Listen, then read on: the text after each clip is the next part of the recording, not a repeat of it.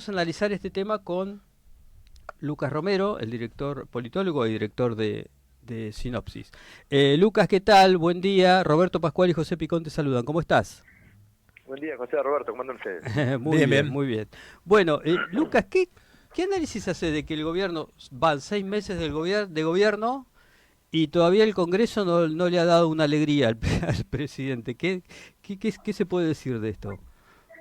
Bueno, que está asociado, vinculado al rasgo más llamativo, más destacado de la naturaleza del proceso político. Cuando uno miraba el inicio de este ciclo, allá por el 10 de diciembre, uno observaba al presidente más débil, políticamente hablando, de la historia democrática argentina, Ujú. que enfrentaba un complejísimo desafío económico, con el 10% de la Cámara de Senadores, el 15% de la Cámara de Diputados, pero que además digamos, adolecía de dos capacidades o de inexperiencia en dos capacidades que son la capacidad política de interlocutar con el resto de los actores y la capacidad de gestión, de gestionar la cosa pública. Entonces, lo que uno avisoraba era un proceso político muy complejo, con muchas dificultades en el proceso de toma de decisión. Por eso digo que el rasgo más llamativo de la naturaleza de este proceso político era la restricción decisional que opera sobre el Poder Ejecutivo, un Poder Ejecutivo, insisto, con estas singularidades, ¿no? Inexperto en términos políticos o inexperto en términos de gestión. Ujú. Y en ese contexto, entonces, no te sorprende esta situación que hay en el Congreso hoy, que no haya logrado el gobierno anudar alguna mayoría, aunque sea circunstancial, para sacar la ley bases, digamos. Sí, él tenía dos soluciones a su dilema político, digamos, o a Ujú. ese dilema político del inicio. La solución coalicional, es decir, ir a buscar conformar una coalición más amplia que le dé sustento político para poder esencialmente gestionar políticamente la acción de gobierno, porque en última instancia se trata de eso. La acción de gobierno tiene determinados objetivos. Bueno, uno tiene que gestionar políticamente esa acción. Si uno tiene mayorías, no necesita dialogar con el resto, toma decisiones. Pero para un gobierno en minoría, poder tomar decisiones implicaba la necesidad de dialogar con el resto, de tener que buscar consensos, acuerdos, Ujú. de tener capacidad de interlocutar con el resto. Una solución era la coalicional. La otra solución es la negociadora. Ahora, el problema es que el presidente no optó por ninguna de las dos. Reclamó autonomía decisional, o sea, reclamó centralidad en el proceso de toma de decisiones porque mandó una mega ley al Congreso y dijo no negocie nada, quiero que me aprueben esto. Y creo que ahí hubo un error grosero de estrategia política. Lo primero que uno debería hacer en esa circunstancia en la que estaba Milei era ser muy consciente y tener un diagnóstico muy preciso de con qué se cuenta para hacer qué cosa. Y eso no se hizo. Y en algún punto creo que hubo una fase de aprendizaje del gobierno, porque el primer Milei, el del 10 de diciembre, no es el Milei del 10 de junio al final del semestre. El primero se parece mucho a lo que para mí es su alter ego, que es Federico Sturzenegger, ¿no? Pareciera ser Sturzenegger el que mejor expresa lo que Milei quiere hacer. Ujú. Este último Milei pareciera haber querido acercarse a Guillermo Franco, Ujú. que es el que le permite hacer algo o hacer cosas. Es decir, si Sturzenegger es el reflejo de lo que Milei quiere hacer, Francos es el reflejo de lo que Milei puede hacer. Y termina Milei encumbrando a Guillermo Francos al frente del gabinete, un poco reconociendo o transparentando que reconoce de qué adolece. Y adolece de gestión política de su acción de gobierno. Bueno, elige para el cargo más importante de su gabinete al dirigente político más experimentado de todos los que tiene a mano. Veremos ahora si además de designarlo como jefe de gabinete, lo legitima para poder ejercer de manera centralizada la gestión de gobierno. Esto es lo que nos queda por saber y lo sabremos con el pasar de los días, porque hasta aquí lo que hemos visto es un presidente que esencialmente se apalanca en dos figuras de su entorno, que son Karina Milei y Santiago Caputo. Bueno, deberá legitimar a Guillermo Francos para que Guillermo Francos pueda centralizar el proceso de toma de decisión interno dentro del gabinete y ejecutar algún tipo de coordinación de la acción de gobierno, ¿no? Porque si eso no ocurre, bueno, a Franco le pasará lo que le pasó a Pose o lo que le pasaría a cualquiera que carece de la legitimidad para poder ordenar un gabinete, por cierto, bastante desorganizado y descoordinado, ¿no? Ahora, Lucas, mientras tanto, transcurre esta cuestión del proyecto de ley que aprueban de los cambios en las jubilaciones y vemos de nuevo a un Milei atacando con todo al Congreso, ¿no? Diciéndole de todo, en un contexto en el que necesita de ese Congreso para sacar la ley base, que es digamos, es el gran nudo que hoy no puede desatar el gobierno. ¿Le sigue garpando políticamente a Milei hablar de la casta o cuestionar en los mismos términos que en la campaña? Bueno, probablemente le sirva para ganar la discusión pública, no le sirve para gobernar. Y el problema es que en última instancia lo que necesita es gobernar, no ganar la conversación pública, porque si no gobierna y no resuelve los problemas, bueno, por más que en la conversación pública pueda tener golpes de efecto, en última instancia va a prevalecer el enojo de la gente con un presidente que no le resuelve sus problemas. Yo digo que hoy Milei no necesita el voto de la gente, necesita el voto de los dirigentes. Probablemente cuando nos acerquemos a la campaña en 2025 necesite el voto de la gente y ahí tenga sentido ir a dar la pelea en la conversación pública, ir a ganar la discusión. Hoy no parece inteligente que el presidente pretenda permanentemente hostigar a los actores políticos que necesita para tomar decisiones. Yo digo, de fondo en esta discusión sobre la movilidad jubilatoria está la discusión respecto de cómo hacer el ajuste. Cuando uno observa el contexto económico, naturalmente uno concluye que la Argentina tenía que ir a un proceso de corrección del desequilibrio fiscal. Ahora, no hay una forma de corregir el desequilibrio fiscal. Y se expresa en esta disputa entre el Congreso y el Ejecutivo las dos formas que observan cada uno de cómo debe ajustarse el gasto, ¿no? El presidente, que no teniendo capacidad de sancionar leyes, es decir, no teniendo la capacidad de generar mayores ingresos, poniendo más impuestos, porque además tiene la restricción ideológica, decide corregir el desequilibrio fiscal por la vía del ajuste del gasto.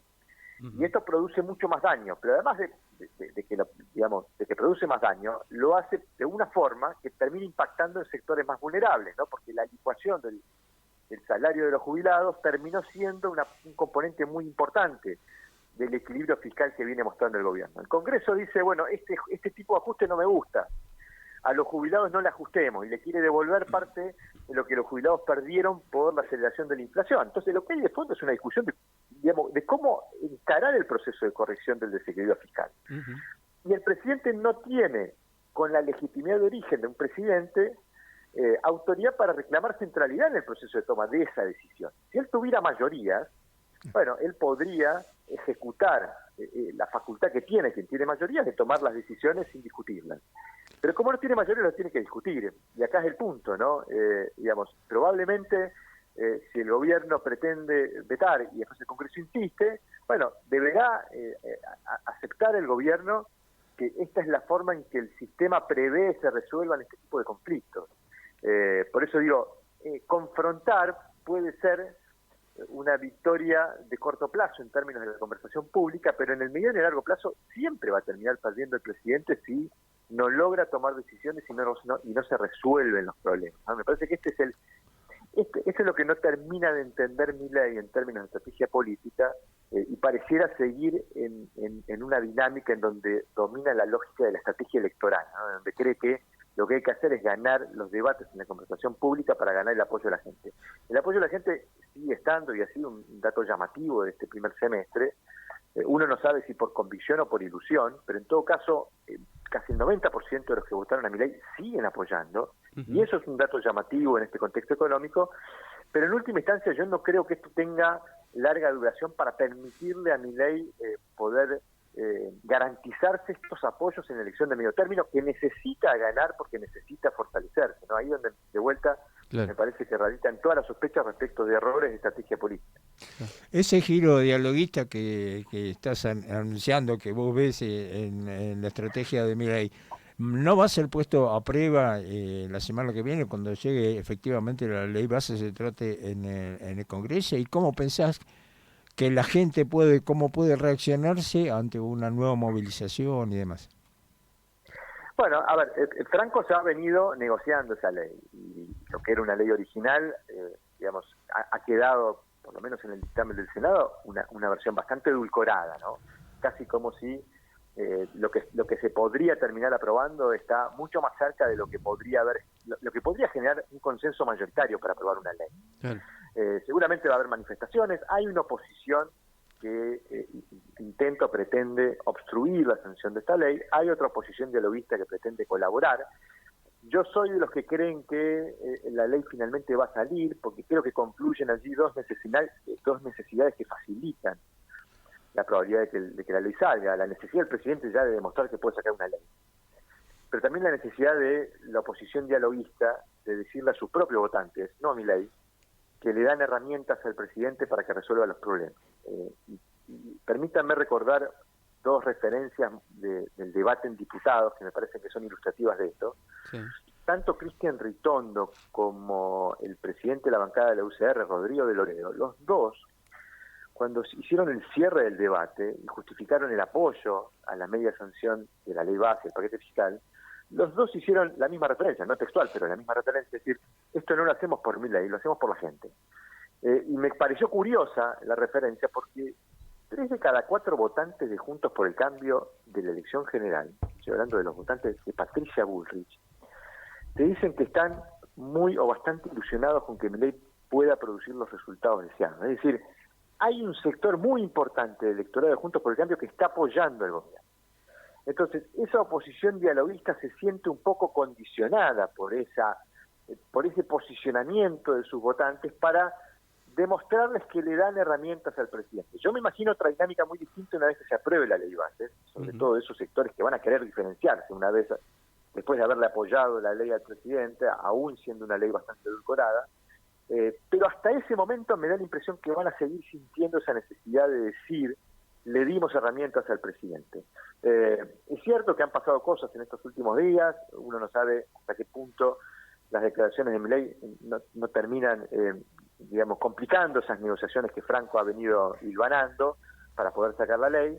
Yo sigo sosteniendo que todavía creo que la ley sale, pero en todo caso, me parece que va a ser un punto de inflexión en la relación de Milei, sobre todo con la oposición dialoguista, que insisto, creo que siente la necesidad de decirle a la opinión pública, bueno, le dimos herramientas al presidente, ahora que le resuelva los problemas de los argentinos. Ahora, Lucas, en el medio de todo esto hubo otro cimbronazo en el gabinete de Milei, ¿no? A la salida de Pose, ahora se suman estas renuncias en el Ministerio de Capital Humano. Vos muy jocosamente decías de capital humano el otro día en Twitter. Bueno, ¿cómo crees que impacta toda esa cuestión del tema de un megaministerio que parece inmanejable en un gabinete con enormes problemas de gestión, parecería, ¿no? ¿Vos crees que lo de Petovelo hay una necesidad política de Milei de sostenerla o puede pasar por otro lado esa discusión? Sí, a ver, para destacar, hubo dos grandes errores de diseño en la confección del gabinete original, ¿no? Primero, el amontonamiento de áreas que muchas veces termina complicando la gestión de esas áreas, y segundo, la selección de personas que parecían tener el atributo de la confianza del presidente, pero no la experiencia, ¿no? Como si el presidente entre confianza y experiencia se hubiera volcado por la confianza. Puede ser un criterio válido para seleccionar a personas para liderar un gabinete. Bueno, combinado con la concentración de áreas terminó siendo muy inconveniente para que la gestión pudiera fluir. Y ni que hablar con el perfil que seleccionó para liderar el gabinete, como Nicolás Pose, una figura que no tenía ningún tipo de experiencia ni contacto con la gestión pública, con lo cual produjo una mecánica de funcionamiento absolutamente lenta y obstaculizadora de la gestión de los propios ministerios. Es decir, pareciera haberse armado todo mal en el gabinete de origen. En un origen, bueno, el presidente termina eligiendo, insisto, la figura políticamente más experimentada. Veremos, en qué medida Franco puede hacer funcionar este gabinete. Pero de fondo, yo creo que el problema, la raíz más problemática de este asunto es cuál es la predisposición o el compromiso que Milei tiene con involucrarse en coordinar y dirigir su equipo de gobierno. Porque una de las habilidades necesarias de un presidente es la de coordinar y dirigir sus equipos, porque es crucial para la implementación exitosa de las políticas públicas.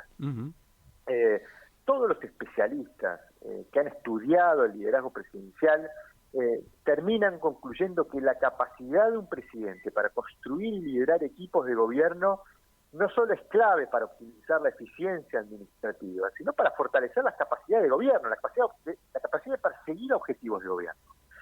Entonces, da la sensación que aquel problema de base es ese. ¿Quiere Milei involucrarse en la gestión? ¿Quiere un presidente que dice que es un topo que viene a destruir el Estado, gestionar bien el Estado? Entonces, porque si ese es el problema, bueno, entonces Francos va a tener una dificultad enorme, porque por más experiencia o capacidad que tenga para interpretar cómo hacer para funcionar este gabinete, bueno, vamos a tener un problema, porque en última instancia, un gabinete es un conjunto de personas que persiguen determinados objetivos, pero que esencialmente tienen procesos de toma de decisión. Y los procesos de toma de decisión tienen que tener legitimidad de autoridad para que todos convaliden la legitimidad de la decisión. Y permítanme poner un ejemplo concreto para explicar esto, que parece que estoy diciendo un trabalengua. Ustedes recordarán hace 3 semanas, 4 semanas, un mes, mes y medio, el episodio de Marcela Pagano designándose al frente de la Comisión de Juicio Político, y todo el despiole que se armó dentro del oficialismo con esa designación. Que en realidad la cuestión era que el entonces presidente de bloque del oficialismo en diputados la había propuesto para presidir esa comisión, pero vino una orden de Karina Milei vía Martín Menem de que Marcela Pagano no podía ser elegida como presidente de la comisión. Bueno, el proceso se inició, se quiso interrumpir mediante esta orden y no se interrumpió, por la sencilla razón de que Marcela Pagano dijo, yo hablo con Milei. A mí el único que me da órdenes es Milei. Fíjense la importancia de que una cadena de mando, un proceso de toma de decisiones esté legitimado, porque si no está legitimado, produce esta falta de coordinación en donde un subalterno del 3.º o 4.º nivel, Marcela Pagano no es ni Martín Menem ni Karina Milei, desobedece a sus superiores porque dice que solo obedece órdenes de la máxima autoridad. Y si encima la máxima autoridad no se involucra en la gestión, bueno, explíquenme cómo funciona el gabinete. Claro, sí, sí. Hay quienes afirman que generalmente el problema con el tipo de cambio es el que termina provocando crisis institucionales en el país. Concretamente en este momento, además de toda la situación política, hay unos ciertos, al menos rum que Argentina no podría renovar el swap con China y que además el Fondo Monetario está un poco remolón en otorgarle el préstamo. ¿A vos te parece que si efectivamente se complica el frente externo y las consecuencias con inflación y demás, podría tener un golpe adicional el gobierno de Milei? Sí, a ver, no lo predigo, lo puedo sospechar.